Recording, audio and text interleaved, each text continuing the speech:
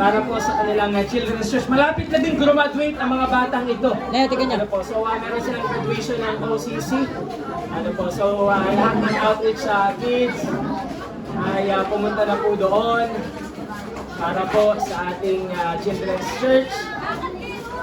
Ngayong umaga ang assistant ni Ate Manex ay si Ate Ariana. Ano po, so Ate Ariana, please pakisamahan din po si Ate Manex doon po sa likod.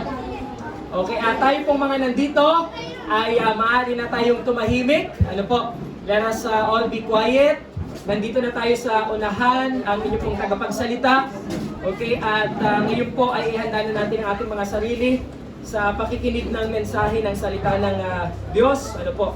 By the way, I also want to congratulate Kapitana. Ano po? Ang kanyang anak ay nagtining na. Kailan nga po, Kap?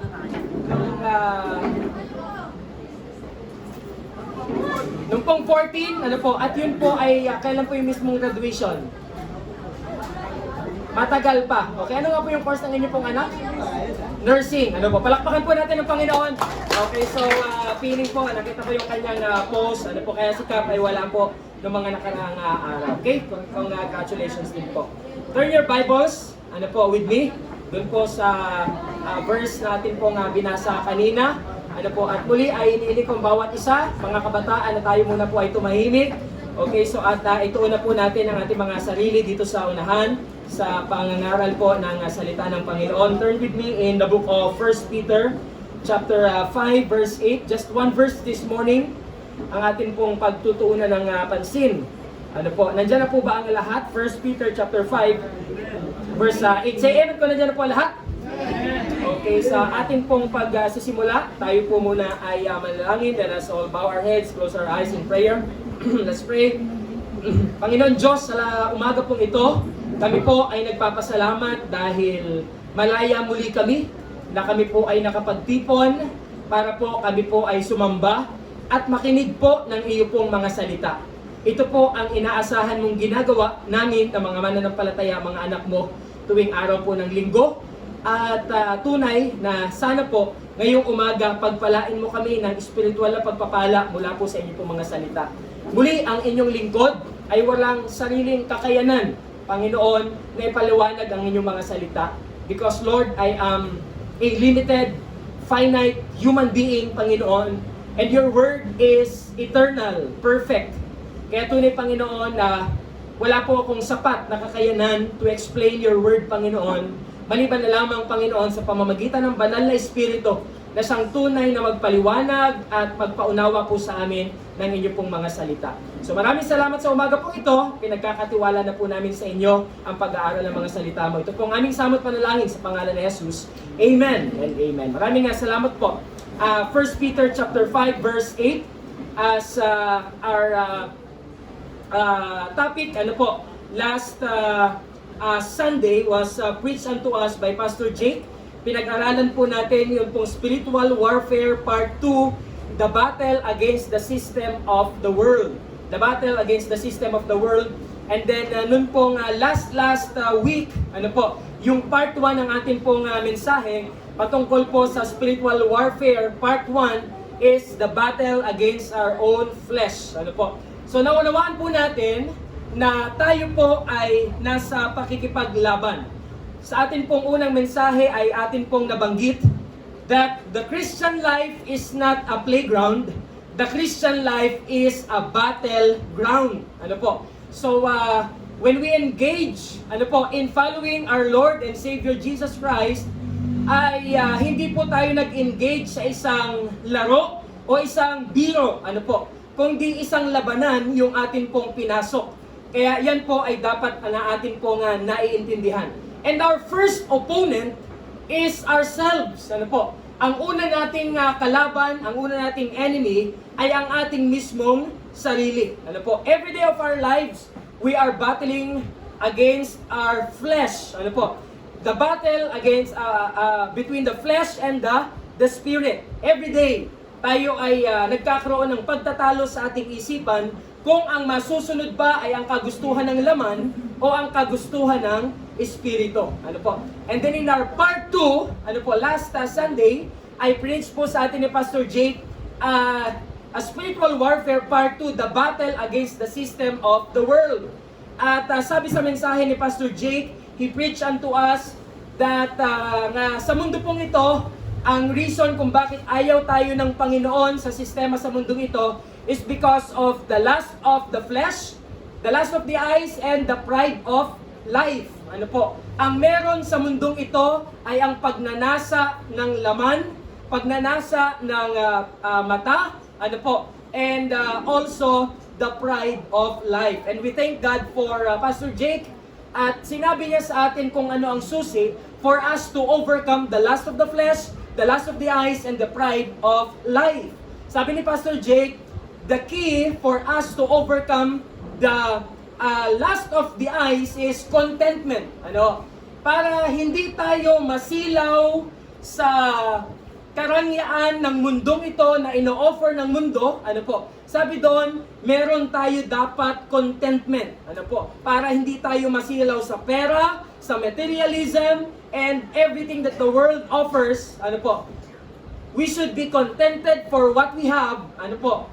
Because according to God's word, He will never leave us nor forsake us. He will provide for us, ano po? Sufficient ang provision po ng ating Panginoon. And then the key for us to overcome the lust of the flesh, ano po, is by walking by the Spirit. Ano po? Tayo po ay lumakad, tayo ay mag-submit sa control ng Holy Spirit. We should yield, ano po, dun po sa pagkilos ng banal na Espiritu upang sa ganon hindi yung kagustuhan ng laman ang masusunod sa atin. And then the third one, the key for us to overcome the pride of life is humility. Ano po? The acknowledgement that apart from God, we are nothing. Ano po? We are worthless, meaningless. Ano po? Kapag tayo po ay merong kaisipan na kapag tayo ay hiwalay sa Diyos, ano po? Wala po tayong maiisip na dahilan na tayo po ay magmamayabang, na tayo po ay magmamalaki. Ano po? Dahil lahat ng ating pangangailangan, ano po, ay nagmumula sa Panginoon, ano po? At kung nare-realize natin yon, ibig sabihin, wala tayong reason na tayo po ay magiging mayabang sa buhay na ito. Ano po? Lahat ng meron tayo ngayon, kung sino tayo ngayon, it's all because of God's amazing grace and mercy. Amen po ba? Okay. So this morning, ano po, I have entitled God's Message, Spiritual Warfare Part 3, The Battle Against Satan. Ano po? The Battle Against Satan. At ito na nga po ang pangatlo sa atin pong series of preaching about spiritual warfare. Ano po? To begin with, ano po, and as I introduce our message this morning, ngayon po ay atin pong titingnan, yun pong talata na atin pong binasa, 1 Peter 5 verse 8, ano po, at titingnan po natin siya sa iba't ibang translation, iba't ibang salin, ano po, na meron po sa Biblia, ano po. Titingnan natin siya sa English Standard Version, which is this is the Bible that we are using, ESV, ano po. We will see 1 Peter 5:8 in the NASB, ano po, the New American Standard Bible, ano po, version. We will look at 1 Peter 5:8 in the New King James Version, NKJV. We will look at the 1 Peter 5:8 in the NIV, ano po, I forgot NIV. NIV is New International Version, ano po. We will look at 1 Peter chapter 5 verse 8 in the English, Easy English Version, ano po. And also, we will look at 1 Peter chapter 5 verse 8 in Tagalog version. Ano po? Unahin po natin yung una, ano po, sa screen, 1 Peter 5:8. Ano po? At atin pong basahin ang talata English Standard Version. As we read yung pong iba't ibang translations, ano po? Atin pong tingnan yun pong differences, ano po, ng mga words, ano po, yung placing po ng mga salita, at yung pong differences po ng words na ginamit, ano po. Dahil yan po ay key for us to understand the Word of God ngayong pong umaga. From the English Standard Version, let us all together read. Ready now? Be sober. Ready? Begin. Be sober-minded, be watchful, your adversary prowls around like a roaring lion, seeking someone to devour. And then in 1 Peter chapter 5 verse 8, the New American Standard Bible, NASB, be of sober spirit. Ready now? Begin. Be of sober spirit, be on the alert. Your adversary, the devil, prowls around like a roaring lion, seeking someone to To devour. devour. That is the NASB. And then next is the New King James Version, 1 Peter 5:8. Be sober. Ready now? All together. Begin. Be sober, be vigilant, because your adversary, the devil, walks about like a roaring lion, seeking whom he may devour. And then 1 Peter 5:8, International Version, the NIV. Be alert. Ready now? Begin. Be alert and sober mind. Your enemy, the devil, prowls around like a roaring lion, looking for someone to devour. And then, my favorite version, ano po, 1 Peter 5:8, Easy English Version. This is the version that I use every time I interpret. Ano po, ito pong mga mensahe na akin pong ginagawa sa atin. Ano po, the Easy English. Ready? Ready now? Begin. Think seriously about how you live. Watch carefully for danger. Remember that the devil is your enemy. He wants to hurt you. He walks about like a hungry lion. He is looking for someone to kill and then eat. And then 1 Peter 5:8, Tagalog version. Okay, ready now? Ready now? Begin. Maging handa kayo at magbantay. Ang dyablo, ang kaaway ninyo, ay parang liyong umuungal at ali-aligid na naghahanap ng malalapa. Ano po? 1 Peter 5:8, that is our Tagalog. Okay? Nakita niyo po yung differences ng mga words? Nakita niyo po, na-notice niyo yung mga pagkakaiba-iba ng mga salita, ano po. Hindi po nangangahulugan na magkakaiba yung salita na ginamit, ano po, ay meron pong iba't ibang interpretation, ano po. There is only one interpretation of God's Word, ano po. Isa lang po ang hermeneutics, ano po, ng Biblia. Iba't iba lang yung salita na ginamit, ano po, pero yun pong interpretation, ano po, same po yung kanyang essence, ano po. Same po yung kanyang essence. Ngayong pong umaga, ano po, ay to begin with, again, ano po, sa ating pong mensahe, nung pong in-interview si Manny Pacquiao, ano po, you all know na aking pong favorite na athlete po, si Manny Pacquiao. Next to Michael Jordan is Manny Pacquiao. Sir, do you know Manny Pacquiao? Okay, so one of the greatest boxers in the history of boxing. The only 8th division world champion in the boxing history. Okay, so he's my idol in boxing, and then in the basketball industry, Michael Jordan. Okay, so for sure you know him, the GOAT, the greatest of all time. Ano po? So si Manny Pacquiao, nung pong siya ay in-interview, in one of his interviews, ano po, ay tinanong siya nung pong mga nag-i-interview sa kanya, ano ang kanyang sikreto kung bakit madali niyang mahuli, ano po, o matalo yung kanyang kalaban, ano po. Isa sa mga paborito kong laban po ni Manny Pacquiao ay nung kanya pong kinalaban si Ricky Hatton. I do not know kung anong taon yung taon na yon, ano po. Pero in just round 2, ano po, ay pinabagsak po ni Manny Pacquiao si Ricky Hatton, ano po. Pero nung time po na yon, si Manny Pacquiao is underdog, ano. Wala po halos, kokonti lang po, ano. Okay? Pero wala po halos naniniwala, ano po, na matatalo ni Manny Pacquiao si Ricky Hatton dahil si Ricky Hatton po is also a world champion. Samantalang si Pacquiao ay parang babago pa lang umaangat po sa kanya pong boxing career. Kaya nung time pong yun, even Filipinos, napakarami ang pumusta kay Ricky Hatton. Ano po, but it turned out na pinabagsak ni Manny Pacquiao, ano po, so knockout, ano po, sa round 2. Ano po, in-interview si Manny Pacquiao, ano ang kanyang sikreto, even sa kanyang mga previous na mga fights, kung bakit parang ang dali sa kanya ng boxing. Ano po. So sabi ni Manny Pacquiao, meron mga ilang areas na siya ay tinitingnan sa kanyang opponent before the fight. Ano po. Una, ano po, is to familiarize yung pong opponent. Ano po. You should know your opponent. Kinakailangan bago ka sumalang sa laban, kilala mo kung sino yung iyong kakalabanin.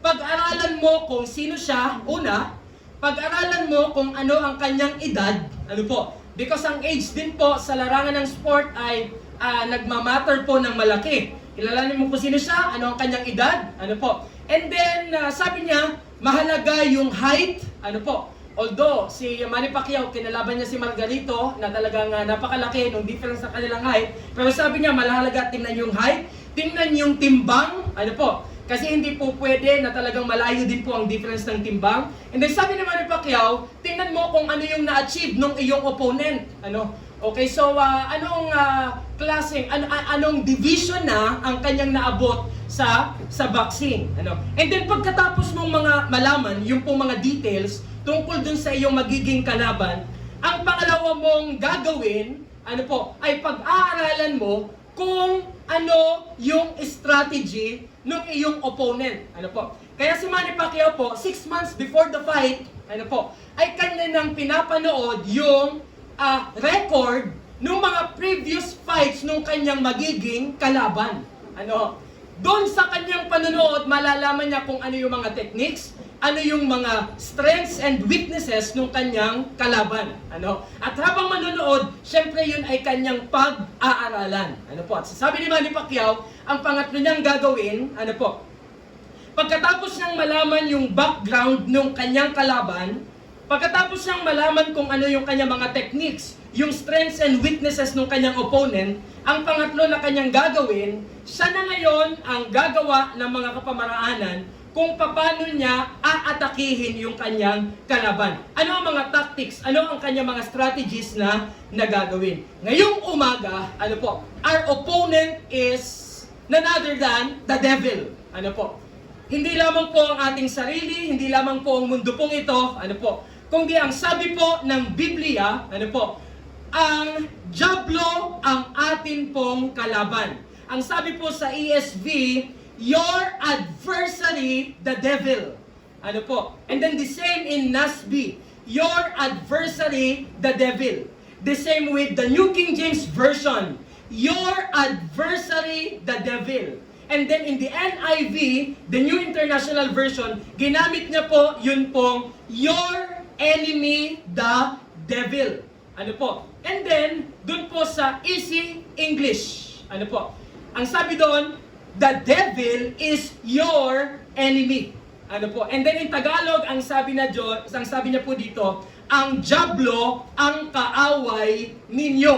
Ano po? So we already know who is our opponent. Ano po? At ang sabi dito, ang ating pong kalaban, ang ating pong opponent, ang ating pong enemy is none other than Satan the devil. Ano po?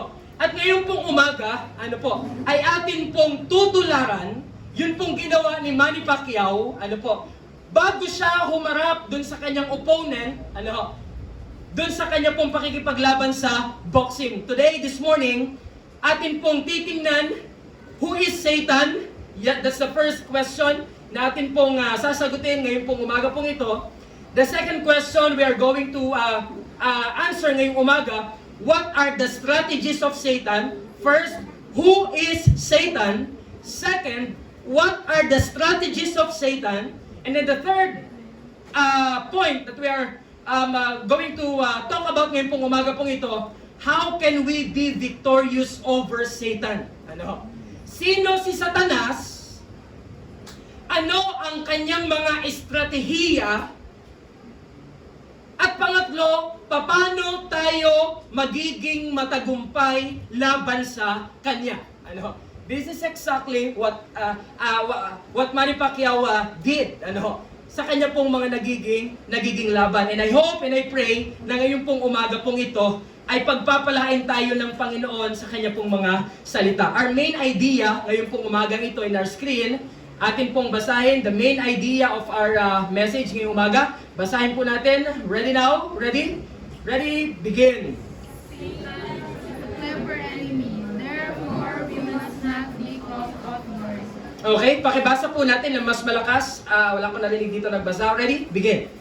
Satan is a clever enemy, therefore we must not be caught off guard. Okay? Satan is a clever enemy. Ano po? Masyadong matalino ang ating kalaban. Ano po? Kaya ang sabi po dito, Therefore, we must not be caught off guard. Ano? Okay, so sana ay hindi po tayo niya mahuli, ano po, na tayo po ay nakababa ang ating pong mga weapons and we are unprepared.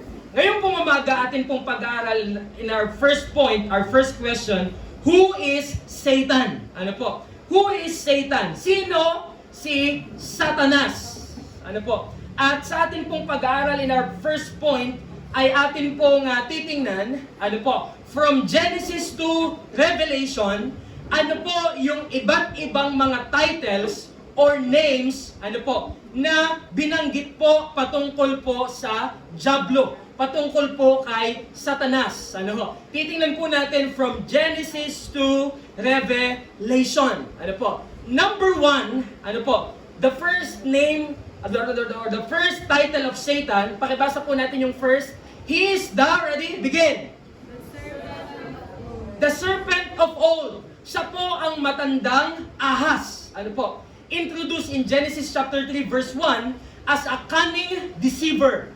A title carried forward into Revelation 12:9. Alam naman po natin, ano po, nung nilagay po ng Panginoong Diyos si Adam and Eve into the Garden of Eden, doon po ay lumabas ang Diablo sa pamamagitan po ng ahas. Ano? Sa pamamagitan po ng ahas. Although hindi sinabi in Genesis that that serpent is Satan, but, ano po, ito po ay na-confirm sa Revelation 12 verse 9 that that serpent, the serpent of old, is none other than Satan. Ano? Yung ahas na nasa Garden of Eden na tumukso sa babae at sa lalaki ay walang iba kundi si Satanas. Yan po ang first title. He is the serpent of old. The serpent of old. Second, ano? Ang sabi ng Biblia, second, he is the again, second, he is the sa iba pong salin, ano po? He is the bright and morning star. Ano po? Found in Isaiah 14:12, ano po? Translating the Hebrew word for morning star or son of the dawn, reflecting his pride and fall. Doon po natin matatagpuan, ano po? Ibig sabihin, si Satanas before he became Satan, he was the former Lucifer, the most beautiful and the most powerful angel that God has made.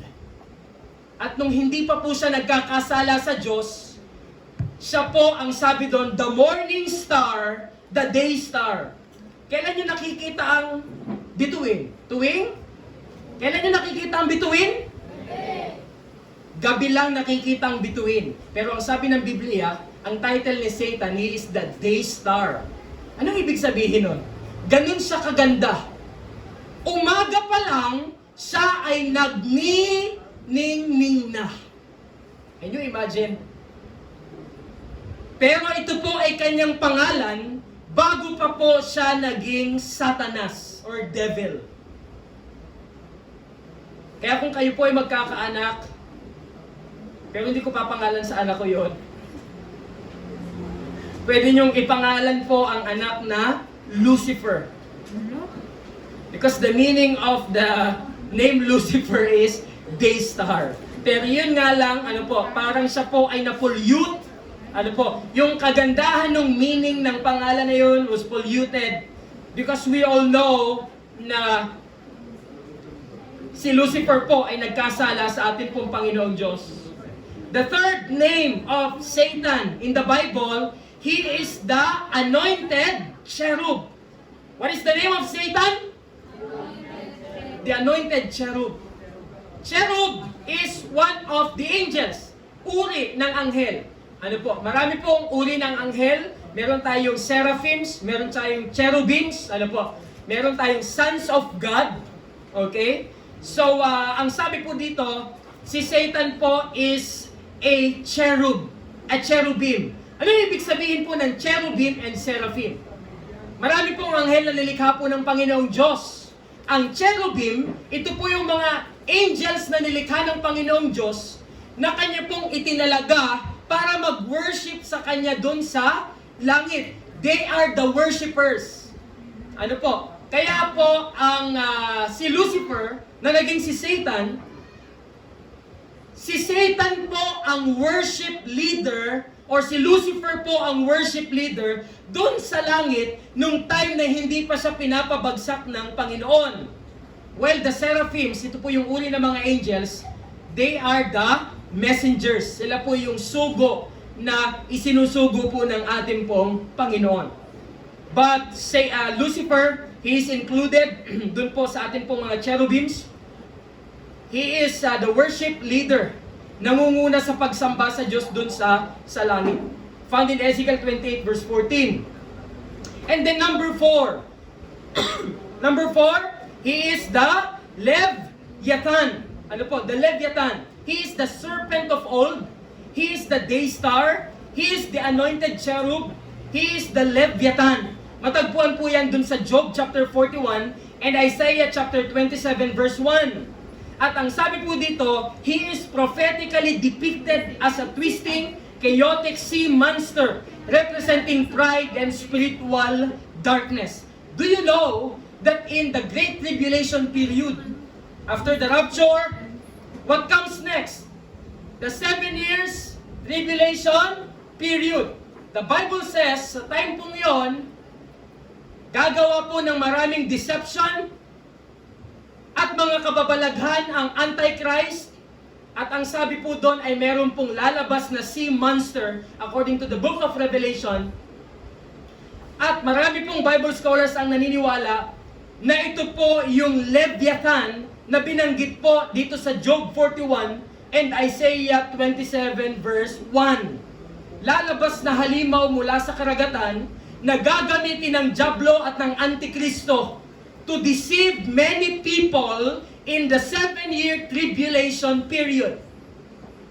He is the serpent of old, the day star, the anointed cherub, the Leviathan, and then fifth, ito po yung pinakang common na name na tinatawag sa kanya. He is named as the Satan, meaning adversary or accuser in Hebrew. Ang ibig pala pong sabihin ng Satan ay kalaban, ano po? Accuser. Siya po ay nagpaparatang. And this is his most common name. Ang sabi dyan, ilang beses ginamit sa Biblia? 52 times binanggit sa Biblia ang Satan. And then pang-anim, not only that he is Satan, he is the devil. And the word devil comes from the Greek word diabolos. Ano po? Diabolos meaning slanderer or false accuser. Siya po ay nagpaparatang ng mali. Give you an example. Noong time ni Job, si Satan ay pumunta sa Panginoon. At ang sabi ni Satan sa Panginoon,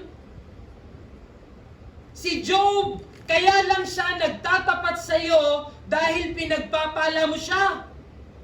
Kaya subukan mong alisin yung mga blessings mo sa kanya, siguradong isusumpa kanya. So, ibig sabihin, pinaparatangan ng Diablo si Job na kaya lang nagwo-worship si Job sa Panginoon is because of the material blessings na kanyang natatanggap sa Panginoon. That's why the meaning of the name Satan is accuser, false accuser. Not only that, Satan is the serpent of old, the day star, he is the anointed cherub, the Leviathan, he is Satan, he is the devil. 7. Ang sabi po doon, he is the dragon. At yan po ay makikita in Revelation chapter 12 verse 3, Revelation chapter 12 verse 9, Revelation chapter 20 verse 2, that symbolizes his ferocity, destructive power, and apocalyptic malice. The dragon. Ito ang dahilan kung bakit ilang beses kong inuulit sa mga kabataan, huwag kayong maglaro ng mobile games. Hindi nyo ba alam na yung mga karakter doon ng mga halimaw at dragon, inspired yun ng Diablo? That's why here in our church, we are discouraging our youth to engage in any mobile games.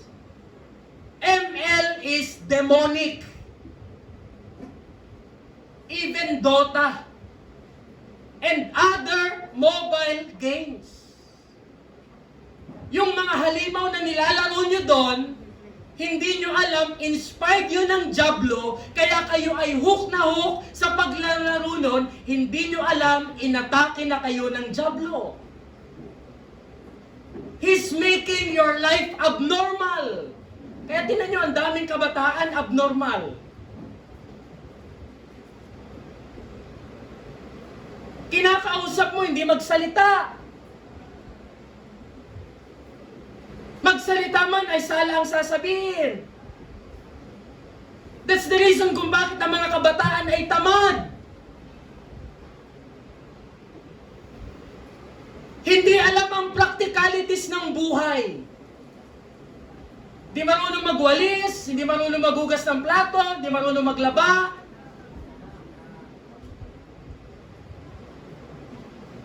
Dahil ginawa kayo ng Diablo na ma-hook sa mga bagay na ito na hindi nyo alam, sa likod ng mga bagay na nilalaro nyo sa inyong mga cellphone is Satan the Devil.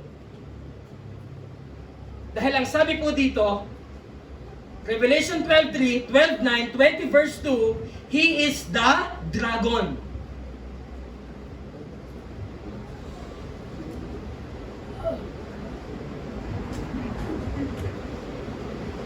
Kaya alam niyo po mga kapatid, sa kapanahonan din po natin ngayon, ang dami ding mga kabataang ulaga.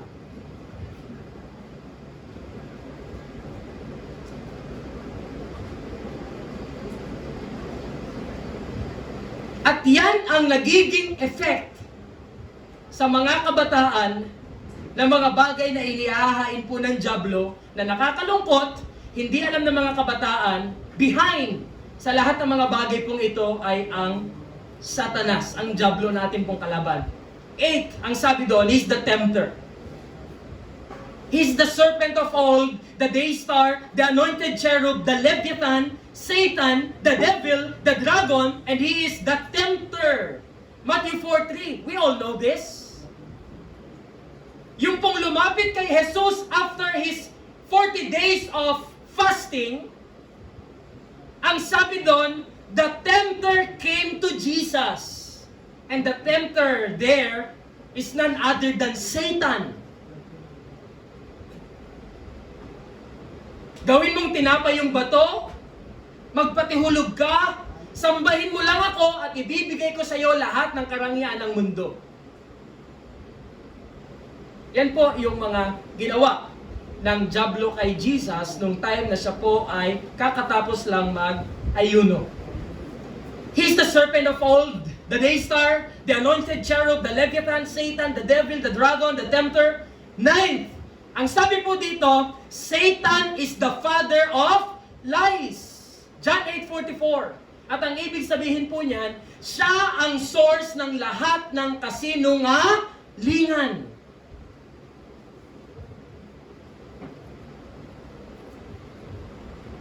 There is no truth in Satan. Because according to the Bible, Satan is the father of lies. Ama ng lahat ng kasinungalingan. Kaya kung merong tao na nangloko sa inyo, kung merong tao na nagsinungaling sa inyo, sa likod ng pagsisinungaling nila, ano po, ay ang Diablo na nag-udyok sa kanila na sila ay magsinungaling. He is the serpent of old, the day star, the anointed cherub, the Leviathan, Satan, the devil, the dragon, the tempter, the father of lies. And then number 10, he is the evil one or the wicked one. According to Matthew chapter 13 verse 9, 1 John 5:19, nandun po yung corrupt nature ng Diablo. Kalikasan ng Diablo na siya po ay masama. kahit walang magturo sa kanya na gumawa ng masama, siya po ay gagawa ng masama dahil yun po ang kanyang kalikasan. Even no one influencing him to do evil, he will still do it. Because wickedness and evilness is Satan's nature, very nature. He is the serpent of old, the day star, the anointed cherub, the Leviathan, Satan, the devil, the dragon, the tempter, the father of lies, the evil one or the wicked one. 11. If you read this name in the Bible, Beelzebub or Beelzebul, yan po ay isa sa mga pangalan ni Satanas. Kaya kapag ma-encounter nyo ang pangalan po ito, yan po ay matatagpuan nyo in Matthew 12:24, Matthew 12:27, and also mentioned in the book of Corinthians. I just forgot kung yun po ay 1st or 2nd Corinthians. Beelzebub or Beelzebul.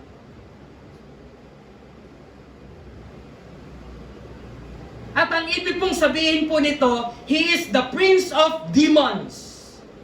Alam naman po natin na meron pong mga demonyo. Ang mga demonyo, hindi yun si Satanas. Yun ay kanyang mga kampon. Yun po yung 1/3 ng mga angels na hinikayat niyang magrebelde sa Diyos bago sa itapon ng Diyos mula sa langit papunta dito sa lupa. At ang hepe, ang prinsipe ng mga demonyo ay walang iba kundi si Satan. And whenever na babanggitin that he is the prince of the demons, ang kanya pong name is Beelzebub or Beelzebul. The serpent of old, the day star, the anointed cherub, the Leviathan, Satan, the devil, the dragon, the tempter, the father of lies, the evil one, Beelzebub. 12. He is Belial or Belial, used in 2 Corinthians 6:15. Na ang ibig pong sabihin po nito is worthless, lawless, or wicked. Siya ay isang tao na hindi po mag-a-abide sa rules. At kung merong una na sasalungat sa mga panuntunan ng Diyos, walang iba kundi si Satan. Because he is lawless, wicked, worthless.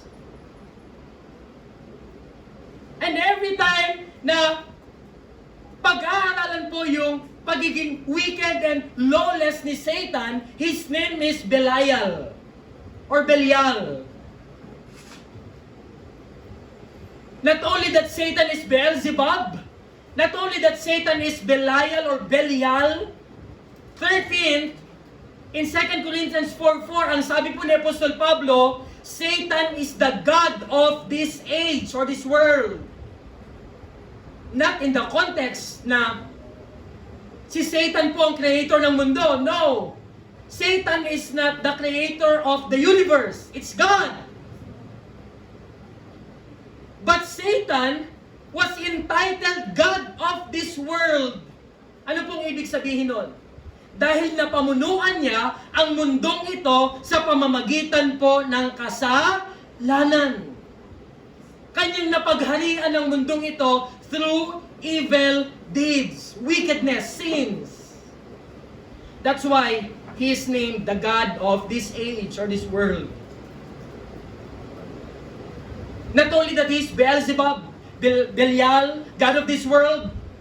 14, ang sabi dyan, he is the prince of the power of the air. Ephesians 2:2. Can you imagine? The atmosphere is Satan's domain.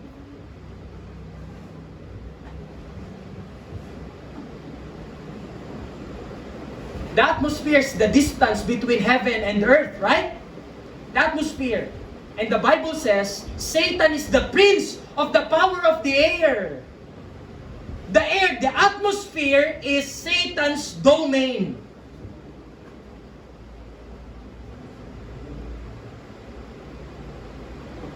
And the number 15, he is the accuser of our brethren. Revelation 12:10, sabi po doon, ito ang sakit nito. He is the accuser of our brethren. Alam nyo ba, sa tuwing tayo ay nagkakasala, kita ka din ng dyablo nung ginawa mo yung kasalanan na yon. And every time you commit sin, ang dyablo ay napakabilis pumunta sa Panginoon para sabihin niya sa Panginoon, yung anak mong si Randel ay gumawa ng kawalangyaan because he is the accuser of our brethren. Siya ang nagpaparatang sa atin pong mga anak ng Diyos.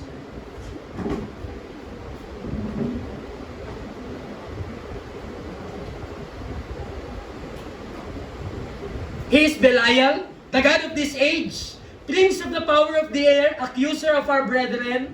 Number 16, he is Abaddon or Apollyon, mentioned in Revelation chapter 9 verse 11. And this name means destruction, destroyer. Destruction in the Hebrew word and in the Greek word destroyer. Siya po ay maninira. He is Apollyon. Palang ibig sabihin ng pangalan na Apollyon.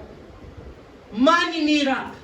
Sinisira niya ang buhay ng mga anak ng Diyos. Sinisira niya ang patutuo ng mga anak ng Diyos. Sinisira niya ang iglesia ng Diyos. And number 17, look at this. Satan is also named as the angel of light according to 2 Corinthians 11 verse 14. Because he disguised himself as a benevolent being to deceive people. What does that mean? Si Satanas ay tinawag ng anghel ng liwanag. Alam niyo kung bakit? When he attacks you, when he approach you, he will not approach you as an enemy. Kapag nag-approach si Satanas sa iyo, ang approach niya, he will approach you as a friend. He disguised himself as an angel. Kasi ang plano nga niya ay sirahin ka eh. Ang plano niya ay tuksohin ka. Kaya kung haharap siya sa iyo na napakasama niya, paano ka matutukso kung napakapangit niya para sa iyo? That's why when Satan appears to you, he does not appear as an enemy. Nagmamaskara siya na parang kayo ay magkaibigan na hindi mo na namamalayan, na nadala ka niya at natalo ka na niya. Because he is an angel of light, he can disguise. At yan din po ay totoo sa church. Dito ay mayroong mga mapagpanggap na Kristiyano. Mga tao sa loob ng simbahan that appears as an angel of light, pero yung pala ay alagad ng dyablo. Pero wag po kayo mag-alala. Because according to the parable of Jesus, the parable of the wheat and tares, sadyang merong damuhan sa triguhan, at ang sabi ng Panginoon, huwag ninyong alisin muna ang mga damo. Hayaan nyo lang muna sila dyan. Because the judgment day will come, kung saan God will separate the wheat and the tares. Kaya huwag po natin i-judge. Yung mga tao sa loob ng simbahan na parang pakiramdam mo ay hindi tunay na Kristiyano, hayaan mo lang dyan. Parang pastor, merong damo sa loob ng church. Parang hindi naman siya Kristiyano. Hayaan mo lang. Dahil merong araw ng paghuhukom ang Diyos, kung saan ihihiwalay din yung taong iyon at walang hanggan siyang itatapon sa apoy ng impyerno. Number 18, 1 Peter 5:8. Satan is named as a roaring lion. 1 Peter 5:8. Sa Tagalog, binasa natin kanina, roaring lion. Umuungal na leon. Do you know what a roaring lion is? A roaring lion is a hungry lion.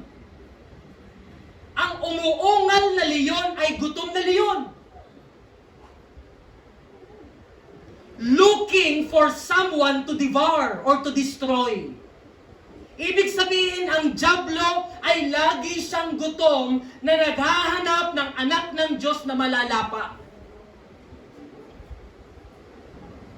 Remember this, walang oras na lumipas na ang dyablo ay hindi nagutom sa paghahanap ng mapupuntirya. He is always roaring. He is always hungry, looking for someone to destroy.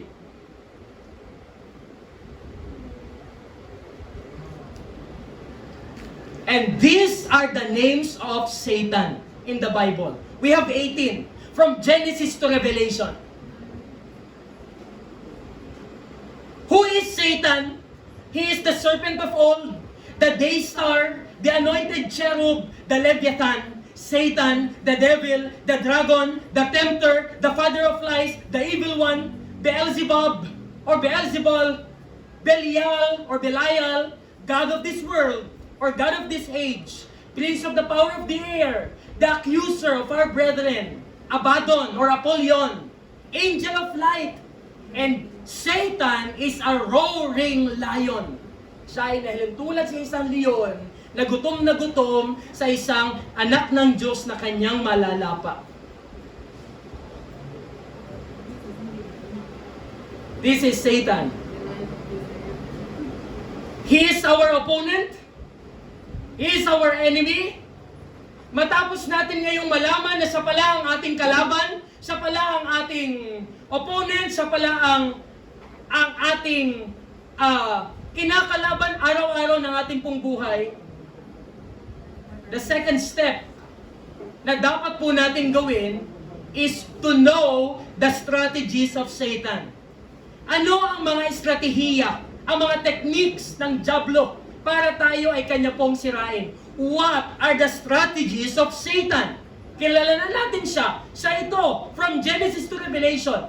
Ano ngayon ang mga strategies na kanyang ginagawa para tayo po ay kanyang sirain? I have categorized this into 3. The strategies of Satan to individual believers, the strategies of Satan to families, the strategies of Satan to local churches. Ano ang mga estratehiya ng dyablo para sirain ang individual na mananampalataya? Ano ang mga estratehiya ng dyablo para sirain niya ang mga pamilya? Ano ang mga strategy ng dyablo para sirain niya ang mga local churches? Just like we are a local church. Una, to individual believers. First, isolation. Paano ba niya tayo sirain? Remember this, makinig kayong mabuti sa akin pong lahat. Eyes on me. Alam niyo po kung bakit po isolation? Yung unang ginagawa ng dyablo sa atin, listen, alam ng dyablo na napakahalaga ng church fellowship. Alam ng dyablo na napakahalaga ng church community. Dito tayo lumalakas. Dito tayo tumitibay bilang mga mananampalataya. We need the church. Alam niyo kung anong ginagawa ni Satan sa'yo? Pilit niyang inilalayo ka sa church. Gumagawa siya ng mga kapamaraanan para ma-isolate ka, malayo ka dun sa church kung saan ay pamilya mo na dapat ay lalago at titibay ka. Yan ang unang ginagawa ng dyablo sa mga mananampalataya. Mag-o-offer siya ng mga bagay na makapagpapalayo sa iyo sa church physically.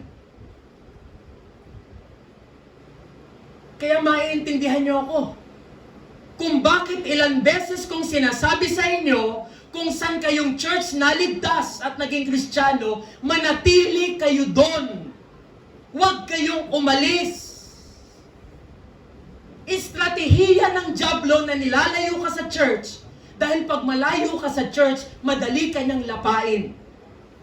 Yun nga nandito ka eh. Napakalambot mo. Tapos aalis ka pa. Pupunta ka pa ng ibang lugar. Dito nga ay mahina ka na. Dito nga ay immature ka pang mananampalataya. Kaya tandaan niyo po ito. Kapag ka po merong opportunities na mga mag-alis-alis. Be careful. Dahil baka hindi sa Diyos galing yun.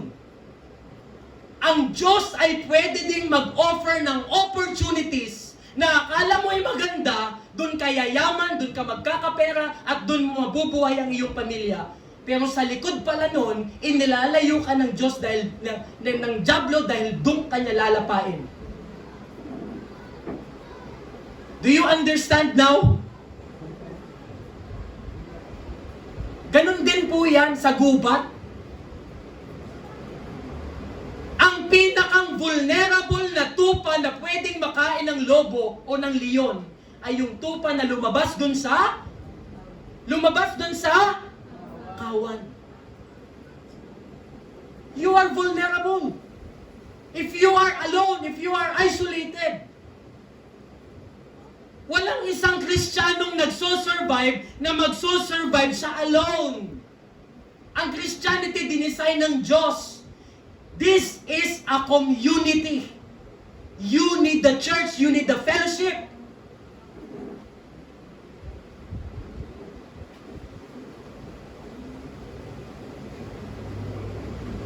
Kaya every time na sasabihin ko dito na huwag kayong umalis, i-take nyo po yun bilang payo sa inyong pastor. Tandaan nyo po ito, pagka meron pong opportunity ng pag-alis, be careful. Baka hindi galing sa Diyos yan. Baka galing sa dyablo yan at ang plano niya pag malayo ka na dun sa church mo, nasa abroad ka na. Doon ka niya titirahin. Mahina ka dun eh. Say amen if you agree. Amen. Parang ang hina po nun. As much as possible, stay. Stay. You need the church. Don't isolate yourself. At ang Kristiyano pong buhay is not an isolated life. There is no such thing as private when you become a Christian. Hindi pwedeng nagtatago ka. You must share your life.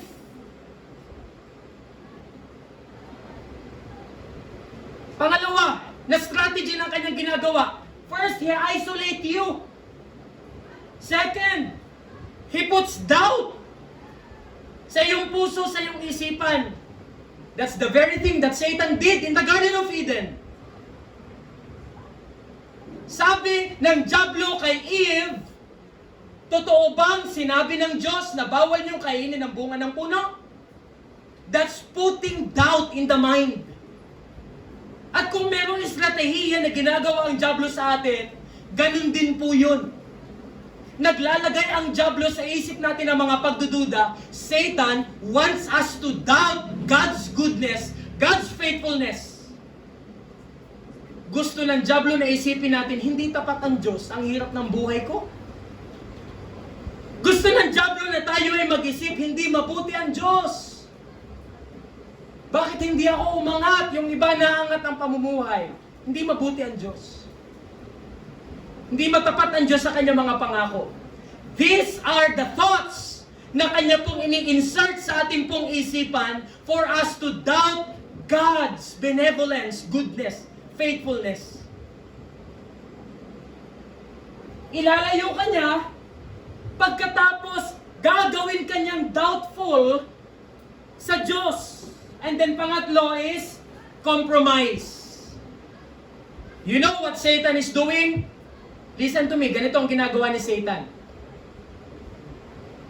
Satan makes you believe that the sin you are about to do is just light. Ulitin ko yun. Satan makes you believe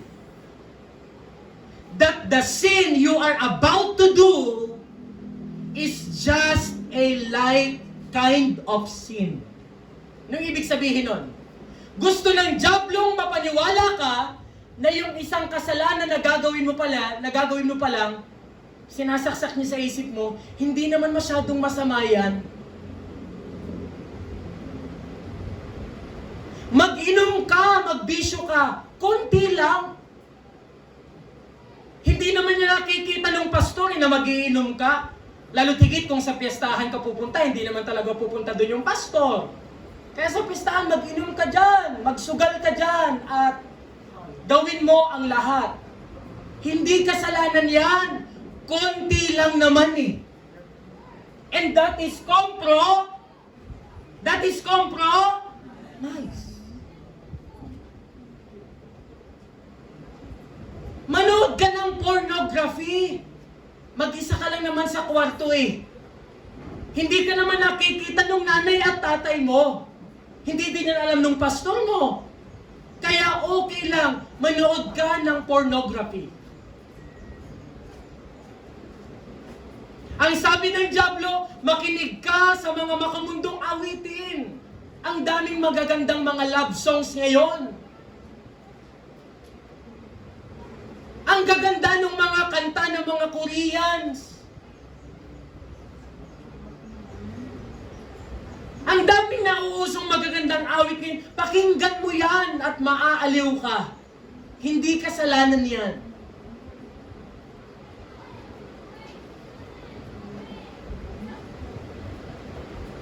And this is the common. Matulog ka na lang muna kahit hindi ka pa nagbabasa ng Biblia mo ngayong araw. Bukas naman ay pwede mo pa naman yan gawin. Huwag ka muna mag-Bible reading ngayon. Maghapon ka nang nagtrabaho. Magsusulat ka pa sa iyong Bible character of the week. Mag-i-spend ka pa ng time sa pagbabasa mo ng Biblia. Huwag mo nang gawin yan because you are already exhausted, tired. The whole day working. Kaya matulog ka na lang. Pwede mo naman yang gawin bukas. Di ayon, tulog. At pagdating ng araw ng bukas, just the same day, matatapos yung maghapon, sa gabi tutulog na naman. I will read my Bible, I will do my character of the week, I will spend time with the Word of God. But Satan will make you believe na pwede mo pa rin yan gawin bukas hanggang sa lumipas ng isang linggo. You have never spent time with the Lord in His Word. That is compromise.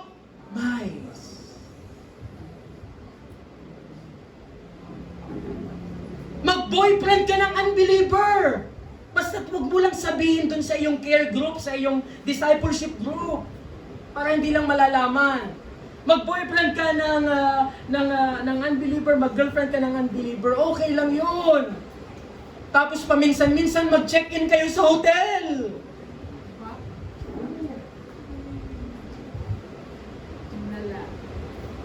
Malala yun. Sa hotel walang makakakita sa iyo doon. Hindi malalaman ng nanay at tatay mo doon. O di kaya sa mga may mag-asawa pa dito, dalhin mo sa hotel. Basta't wag mo lang ipapaalam sa partner mo. That's dangerous. That's the devil, Satan, Apollyon, Beelzebub, Belial, the deceiver, making you believe that the sin you are about to do is just a light kind of sin. Not a serious one.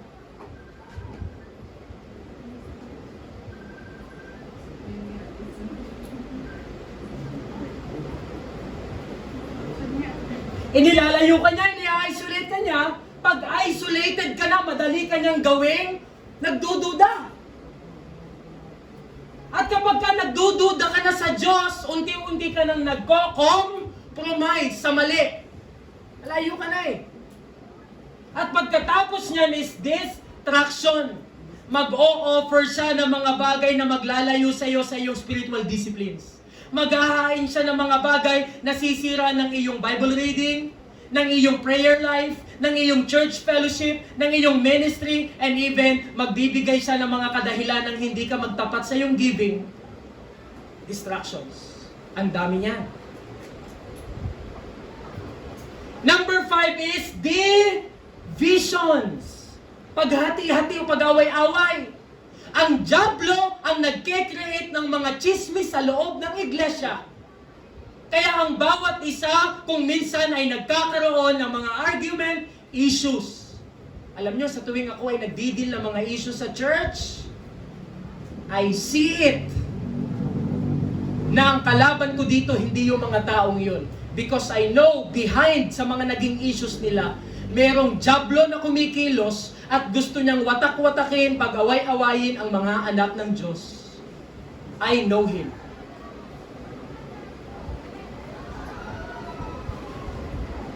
Pero bakit number 1 yung isolation? Alam niyo kung bakit?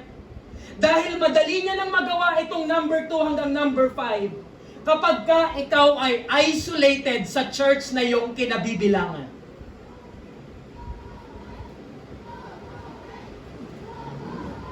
That's the strategies of Satan to individual believers. How about sa mga pamilya? Paano siya umatake at sirain niya ang mga pamilya? Meron tayong 6 po dito. Number 1. Basahin niyo number 1. Ready now? Begin.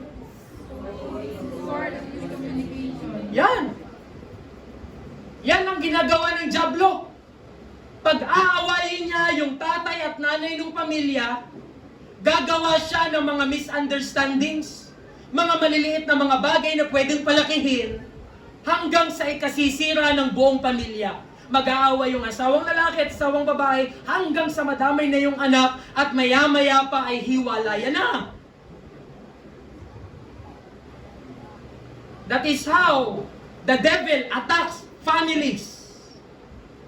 Pangalawa, ready now? Basahin niyo to. Ready? Begin.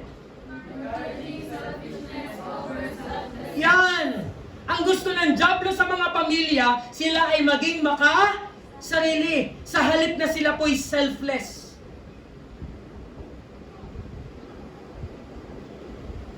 Huwag mo nang isipin yung asawa mo. Kaya niya na ang kanyang sarili. Oh.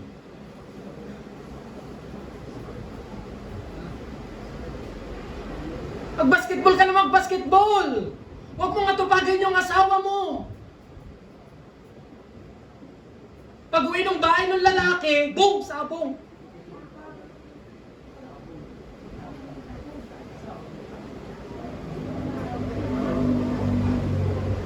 Ano pa ang uri nito? Selfishness over selflessness. Mga babae na ayaw magpasakop sa asawang lalaki.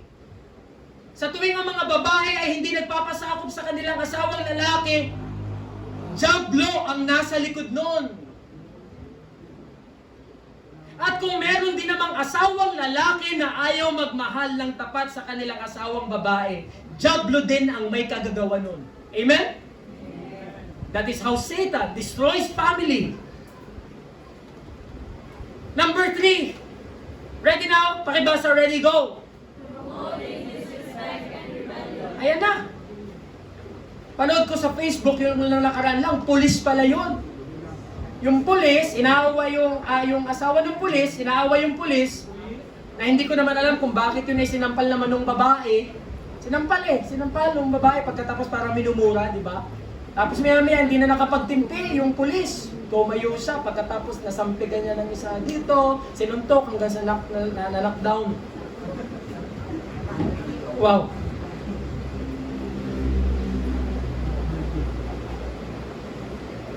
Disrespect and rebellion.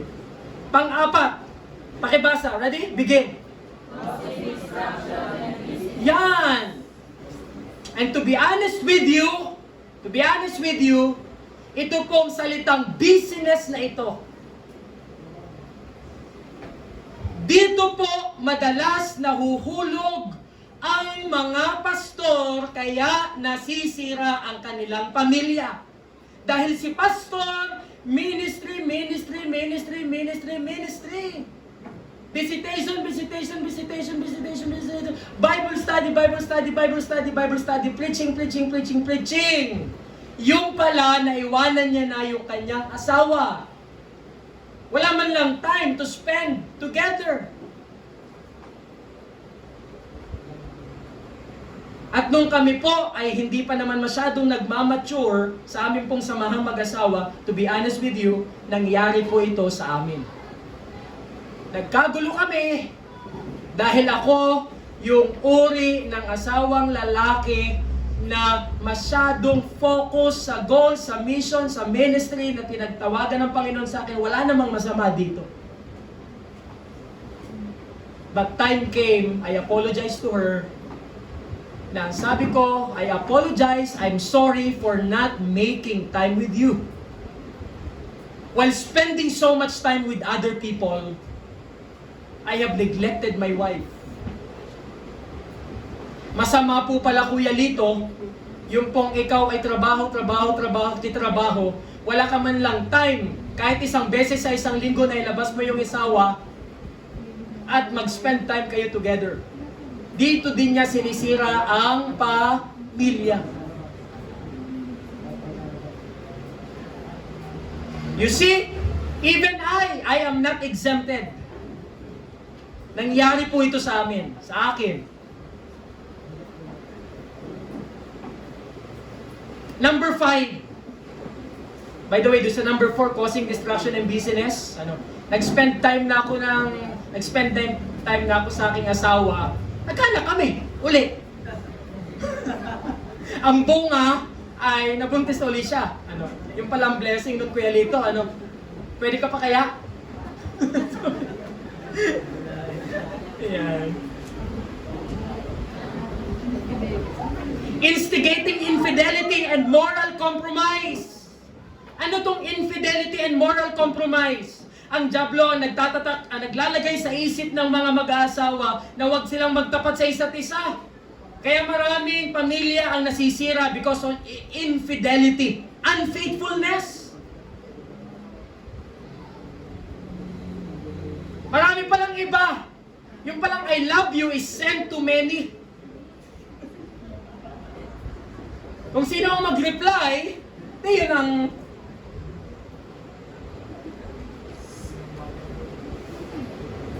And then number 6, paano niya sinisira ang pamilya? Neglecting spiritual practices. Ano yan? Ang sabi ng diablo dun sa pamilya, wag na kayong mag-devotion together. Wag na kayong mag-pray together. Wag na kayong mag-church together. Wag nyo lang gawin yan. Kung gawin nyo man yan, wag nyong dalasan. Kunti lang, mga isang beses, isang buwan lang. Wow, that's the devil. Kaya ilang beses kong sinasabi sa mga kagrupo ko sa LD na meron ng pamilya, mag-devotion kayo ng sama-sama, mag-pray kayo ng sama-sama, mag-uusap kayo ng sama-sama. Yan yung mga bagay na makapagpapatibay sa inyo. But believe me, yan yung ayaw ng diablo. At yan yung kanyang sisirain. That is how Satan attacks. Yun pong individual believers, yun pong families. Pangatlo, let's go to our third. To local churches. Paano niya sirain ang mga iglesia katulad po natin? Number 1, sowing division and conflict. Yan na. Ang diablo ay napakagaling mag-create ng mga issues sa loob ng church. Kaya alam niyo po mga kapatid, sinasabi ko din yan, para maiwasan natin ang division at ang conflict.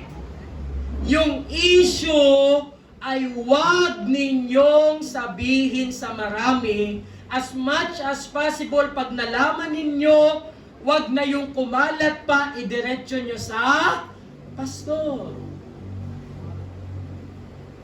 Ang nangyayari, nagkaroon ng issue. Yung nakaalam ng issue, magtatawag ng mapagsasabihan.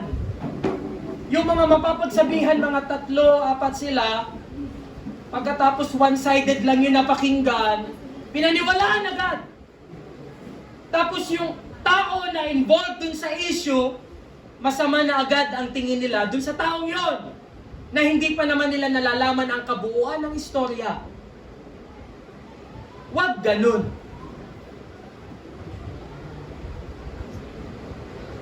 Para maiwasan natin ang chismis sa loob ng church.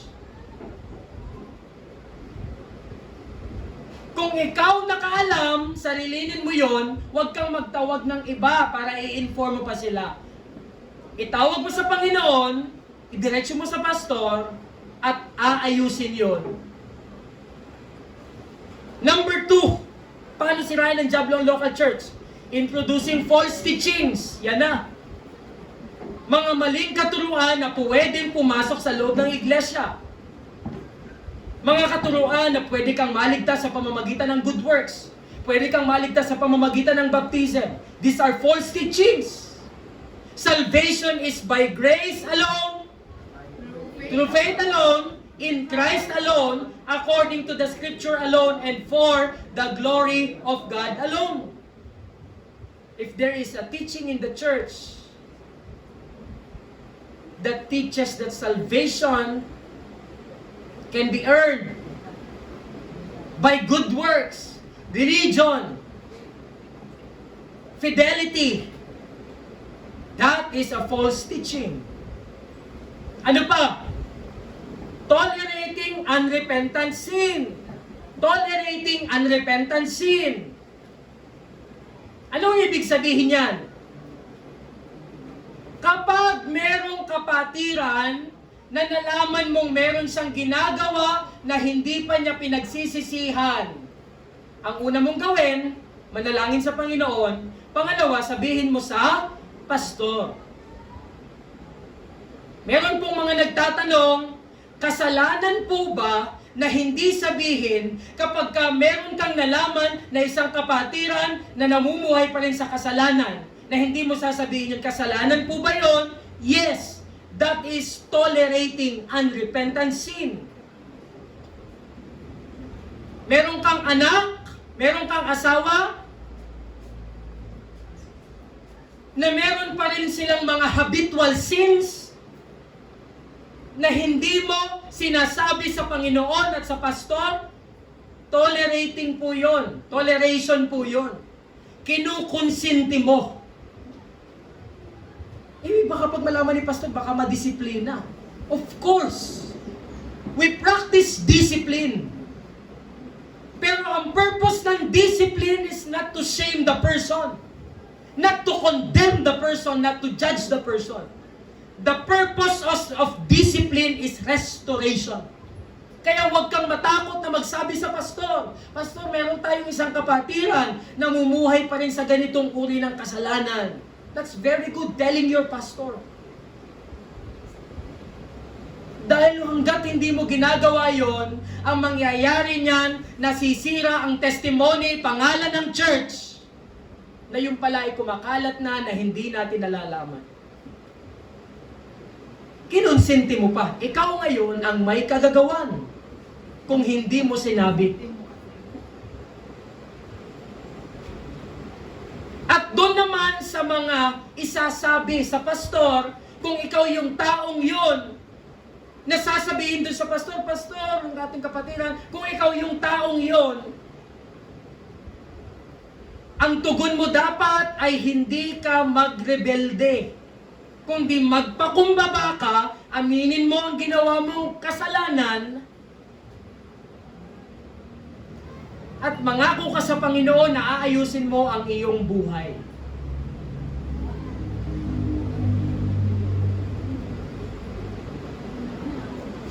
Another one, neglecting prayer. Sabi ng Diablo, huwag kayong manalangin. The moment we stop praying, we start depending on ourselves. The moment we stop praying, we start depending on ourselves. Sa oras na tayo po ay tumigil na manalangin, mag-pray sa Panginoon, nagsimula na tayong umasa sa sarili nating kakayanan. Because prayer is a sign that we are giving our total dependence sa Panginoon. Another one, distraction and burnout. What is burnout? Ang burnout po is serving the Lord without joy. You are burnt out. Ginagawa mo na lang yung ministry just for the sake of doing it. But you do not have the joy, you do not have the enthusiasm anymore. Alam nyo, kung naglilingkod ka sa Panginoon at wala ka ng joy, wala ka ng enthusiasm, you are burnt out. At ang burnout, ang nagkokos nito ay ang Diablo. Gusto kanyang panghinain. Manlupaypay ka na, wala ka ng gana maglingkod sa Panginoon. And number 6, this is one of the most dangerous. thing na pwede mangyari sa atin. Performance-driven worship. What is that? You serve in the ministry, pero ang motive mo is performance, not worship. For example, umawit ka, yung palang pag-awit mo, gusto ka mong magpa-impress sa iba. Gusto mong sabihan ka na maganda ang boses mo, na maganda kang umawit, ganito, ganyan. Pero yung puso mo, wala dun yung worship. The essence of worship, wala po dun. Pag ganyan ang nangyayari sa atin, sinisira na tayo ng dyablo unti-unti. Unti-unti. So brethren, what are the strategies of Satan to individual believers? Isolation. Ilalayo niya yung isang mananampalataya pag malayo na siya, ang dali niya ng tiranin yun. Pag malayo na yung isang mananampalataya, ang dali nang maglagay ng doubt doon. Pag malayo na yung isang mananampalataya, madali na din siya mag-compromise kasi iisipin niya, ako lang naman dito eh. Kapag malayo na yung isang mananampalataya, isolated siya, madali na siya ma-distract kasi wala na siyang church fellowship. At nandun na din po yung divisions. Unti-unti na magkakaroon ng mga issues. To families, paano sirain ang family ng dyablo? Yan, miscommunication, misunderstandings. Ang dyablo ang nagbibigay niyan. Maliliit na issues na lumalaki. Hanggang sa magiging pagtatalo, cause ng hiwalayan, broken families. Ano pa? Selfishness over selflessness. Kasarili. Disrespect. Busyness. Moral compromise. Neglecting spiritual practices. To local church, andyan na. Ang dyablo maglalagay ng conflict. O sige, magtalo kayo. Pagka may conflict sa church, the devil laughs. Ang dyablo ang natutuwa. Ang dyablo naglalagay ng mga false teaching sa church. Yan, ang isang church na nagtotolerate ng kasalanan, dyablo din ang may gawa niyan. Ang church na hindi na marunong manalangin, yan na, self-centered na yan. Ang dyablo siya ang mag-cause ng burnout sa mga believers, sa mga members ng church. At ang dyablo ang naglalagay ng maling motibo sa paglilingkod ng mga mananampalataya. Wow, these are the tactics, strategies of Satan. This is how he destroys the church, the families, and the individual believers. This morning, mag-aralan po natin, how can we be victorious over Satan? Paano naman tayo ngayon magiging matagumpay laban sa dyablo? First, we have known him. He is Satan. From Genesis to Revelation, we have known him. Second, we have known his strategies. He destroys individual believers. He destroys families. He destroys churches. The third one is, how can we be victorious over Satan? Paano tayo magtatagumpay laban sa dyablo? Number 1. Sabi sa talata, be sober. Be sober. Can we read? First Peter chapter 5 verse 8. 1 Peter chapter 5 verse 8. Nandiyan na po ba ang lahat? 1 Peter 5:8 all together. Ready now? Ready? Begin. Be sober-minded, be watchful. Your adversary, the devil, prowls around like a roaring lion, seeking someone to devour. First, noon dapat natin gawin, be sober or self-controlled. Now, the Greek word for be sober in 1 Peter chapter 5 verse 8 is pronounced nepsate. Ano po? Nepsate. Ano po? Which comes from the root verb nepho. Ano po? Nepho. At ang ibig pong sabihin ng nepsate, ano po? It literally means free from intoxicating influences. Free from intoxicating influences. Now listen to me. Ito pong salitang nepsate, ano po, o yung pong be sober, ang isa pong tao na sober or sober is a self-controlled person. Siya po ay kabaligtaran ng isang taong nag-inom at dahil nag-inom siya po ay nalasing. Ang lasing po ba ay self-controlled? Let me ask you this. Ang isa po bang drunkard o nakainom ay meron pong self-control? Meron wala? Wala. So ang isang taong lasing, hindi siya sober or sober. Ano ho? Pero ito pong word na nepsate, galing sa Greek word na nepho, hindi po ito tumutukoy doon po sa hindi paglalasing. Kundi ito pong nepsate sa Greek, ang ibig pong sabihin, ang isang taong sober or sober ay isang tao na inihihiwalay niya yung sarili niya sa mga bagay na pwedeng magbigay ng toxic sa kanyang isip para siya ay hindi magiging self-controlled. Let me give you an example for this. Example. Ang gusto ng diablo o ang gusto ni Satan, makinig ka ng mga worldly songs instead of heavenly songs. Ha? Kapag ikaw ay Kristiyano, nakinig ka ng worldly song. Naka-earpod ka pa, naka-earphone ka pa, talagang giliw na giliw ka sa iyong pakikinig. Ang ibig sabihin nun, nilalagyan mo o inilalapit mo ang sarili mo sa isang toxic. Toxic. At kapag ka ikaw ay intoxicated ka na, you are no longer sober. And so therefore, you are vulnerable to commit sin. You are a prey. Target ka na ng kaaway. Nakita ko si Reggie. For example, I am the devil, Satan. I have seen Reggie listening to worldly songs. Target ko na to. Ang mind niya ay puno na ng makamundo dahil nakikinig siya ng makamundong awit. Tatargetin ko to kasi vulnerable ang taong ito. Kaya nung sinabi ni Peter, be sober, nepsate, nepho, ang ibig sabihin niya, you must be free from anything that would intoxicate your spiritual life. Amen? Amen.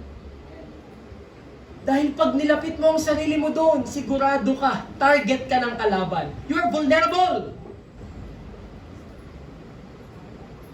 Huwag ka nang pumunta doon sa mga lugar na alam mong matetem kang mag-inom ka, magsigarilyo ka. Kang pupunta doon. Dahil yung mga ganong lugar, toxic yun para sa'yo. Dahil alam mong yun ang kahinaan mo eh.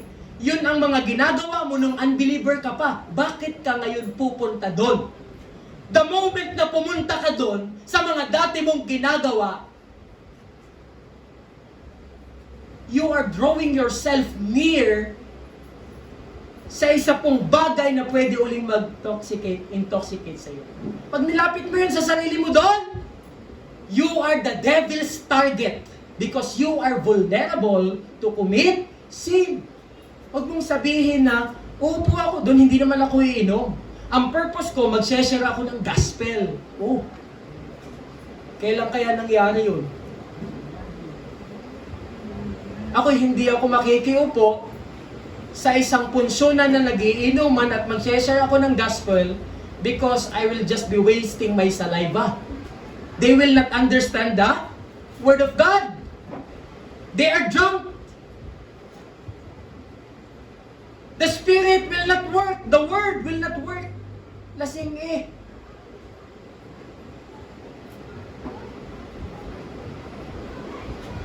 Alam mong kahinaan mo ang babae. O kahinaan mo ang isang lalaki. Lalo tigit kung ikaw ay pamilyado ka na. At meron ka ng karelasyon. Huwag mong ilapit ang iyong sarili sa isang sitwasyon at sa isang tao na alam mong ikaw huhulog mo sa paggawa ng kasalanan. Sabi ng diablo, uy, kita ko si Pastor Jake, papunta ng Batangas. bibisita siya kay Bunso, kay Jessery. Wala dun si Pastor, wala dun si Inay, wala dun yung mga tropa, wala.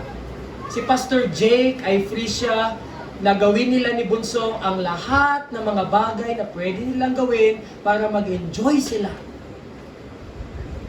Kaya kung si Pastor Jake ay hindi sumunod sa payo ni Pastor, na kapag pupunta sa iniibig ay kailangan palaging merong kasamang chaperon.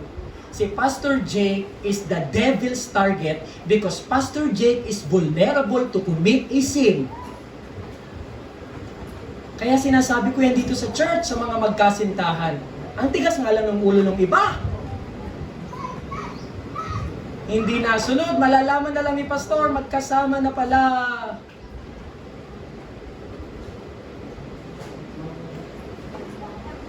Walang chaperon, walang paalam. You are vulnerable.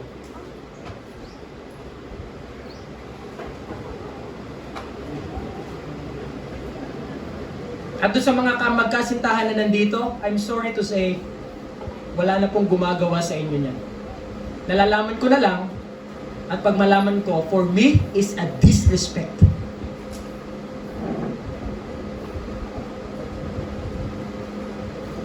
Wala nang nagchat-chat sa akin.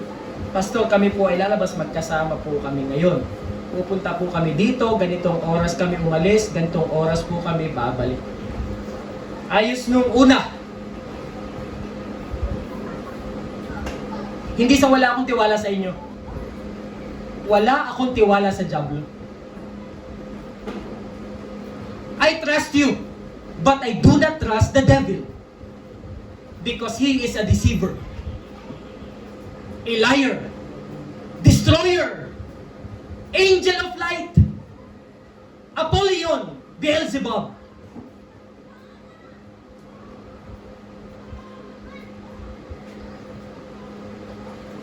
Kaya nung sinabi ni Peter, be sober.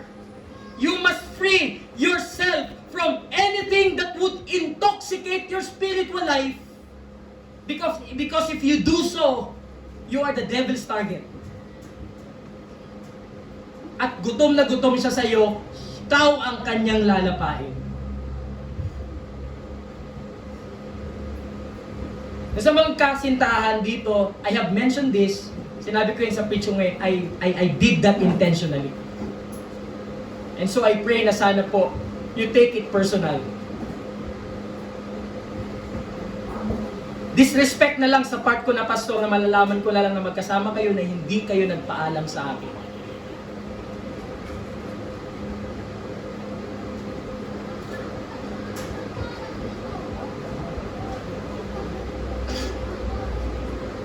Be vigilant, watchful, not only self-controlled, be vigilant. And the Greek word used here is Gregoruo. Gregoruo. And this Greek word literally means to keep careful watch for possible danger or difficulties. Dapat ikaw ay mapagmatsyag, mapagbantay sa isang posibleng kapahamakan na pwedeng suutan ng buhay mo. You have know how to assess, how to discern things. Alam mo dapat, pag kaya ako'y pumunta doon, ano ang mga possible things na pwedeng mangyari? Pag kaya kami ay pumunta dito na kami lang dalawa ang magkasama, na hindi kami nagpaalam sa magulang at sa pastor, ano ang pwedeng mangyari sa amin?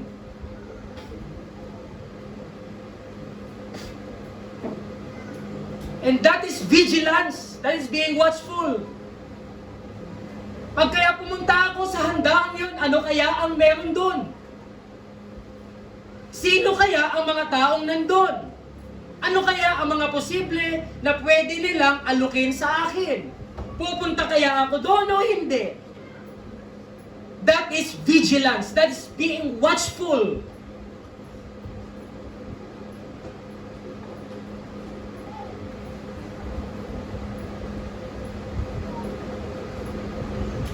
So parang dalawa ang sinasabi po dito ni Apostle Peter.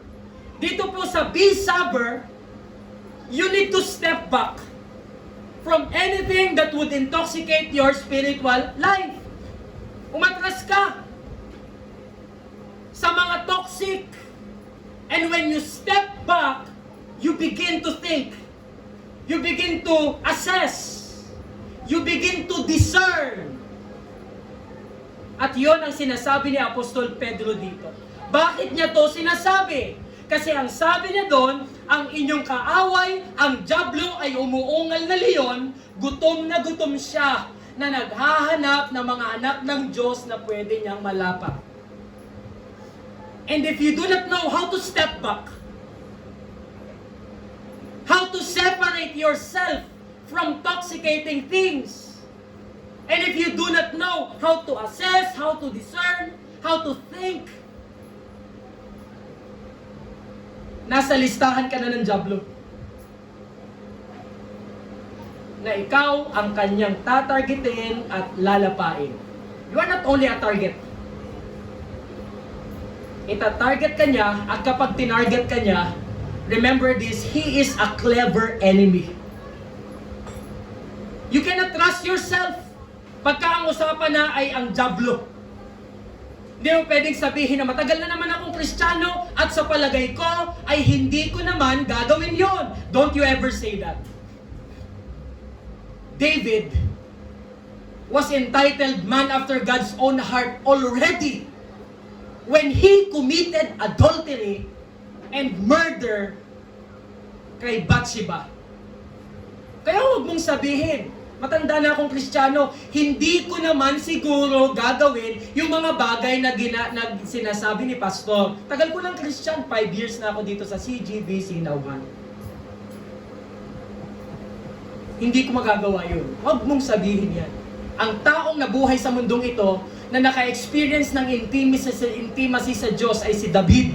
Na si David ang nakaranas ng pangangalunya at pagpatay sa isang iglap.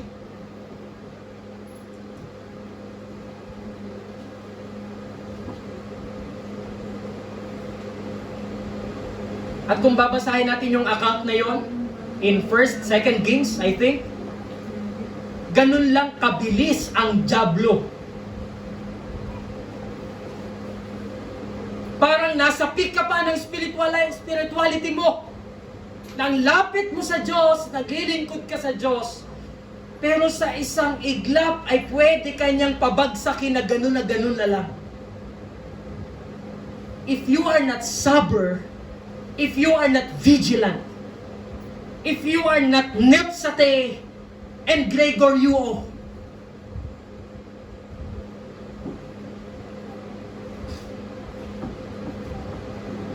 we have known the devil, Satan, this morning. We have known him. From Genesis to Revelation. Alam natin yung pangalan niya, yung titles niya. Alam natin yung strategies niya. Target niya ang mga individual, ang mga mananampalataya.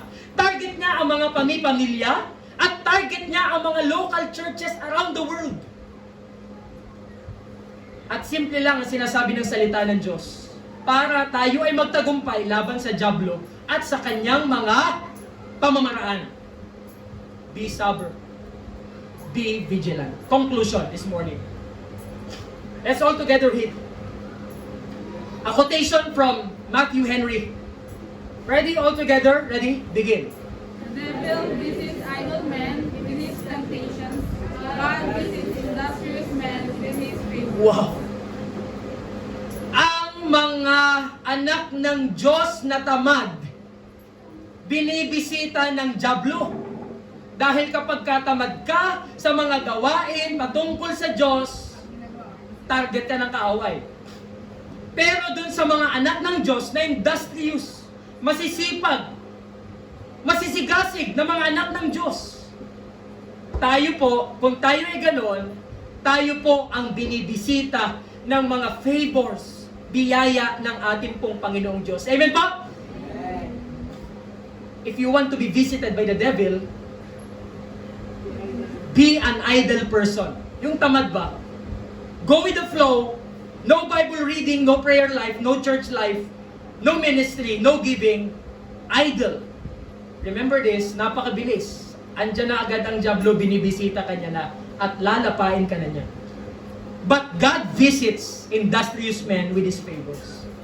Mga anak ng Diyos na masipag, mga anak ng Diyos na sober, mga anak ng Diyos na vigilant. He visits these people with His favors, blessings, guidance, comfort, strength na Kanya pong ibinibigay ng libre. Ngayong umaga mga kapatid, alam na natin ang strategy. Si Manny Pacquiao, inalam niya ang kanyang kalaban. Sino yung kalaban? Anong edad? Anong timbang? Anong height? Ano ang history? Panoodin niya yung video clip ng mga laban, previous fights, yung mga bago lang nung kanyang kakalabanin. At ngayon ay pag-iisipan niya na paano ko papasok sa ganun niyang technique. And that is exactly what we did this morning. We have familiarized Satan from Genesis to Revelation. We have known his strategies, his tactics, his schemes. At nalaman din natin ngayong umaga kung ano ang ating gagawin para tayo ay magtagumpay laban sa Diablo. Shall we pray? All together, bow our heads, close our eyes. Ngayong umaga, Panginoon, nalaman po namin na Diablo ang aming kalaban. Siya ay umuungal na leon, the roaring lion, a hungry opponent. And he walks about, he looks around, seeking, searching for some idle Christians whom he may devour or destroy. Kaya tunay, Panginoon, ngayon pong umaga, nalaman po namin that we need to be sober, nepsate, to free ourselves from intoxicating things that would make us vulnerable. And to be watchful, to think, to assess, to discern, to study things. Para nandun yung aming preparedness, alertness. Kung sakaling titirahin kami, aatakihin kami ng Diablo, we know what to do and how to do it. Bless your word sa puso po ng inyong pong mga anak ngayong umaga. Ito po ang aming samot dalangin sa pangalan ni Jesus. Amen and amen. Praise God. Are you blessed with God's word ngayong pong umaga? Amen? Amen. Satan is our enemy. Do not trust him. Pagtiwalaan natin ang Panginoon, pagtiwalaan natin ang bawat isa, but let us never, ever trust the devil, for he is our enemy. Ngayon pong umaga mga kapatid, let us go to our tithes and of our offerings. Pakitawag po Pastor Jake, mga bata sa likod. Pakitawag po yung ating pong mga bata sa likod. If you do not have your envelopes with you, nasa likod po at pwede nyo pong kunin. At tayo po ay darako ngayon pong umaga sa ating pong pagbibigay sa ating pong tithes and offerings. Mga kapatid, kung alam ninyo na meron kayo naging pagkukulang sa Panginoon, integrity nyo yan sa Diyos o sa ating pong Panginoon. Balik nyo po, sauli nyo sa Panginoon yung mga halagang dapat ninyong isauli sa Kanya. And let us give unto the Lord ng masaganang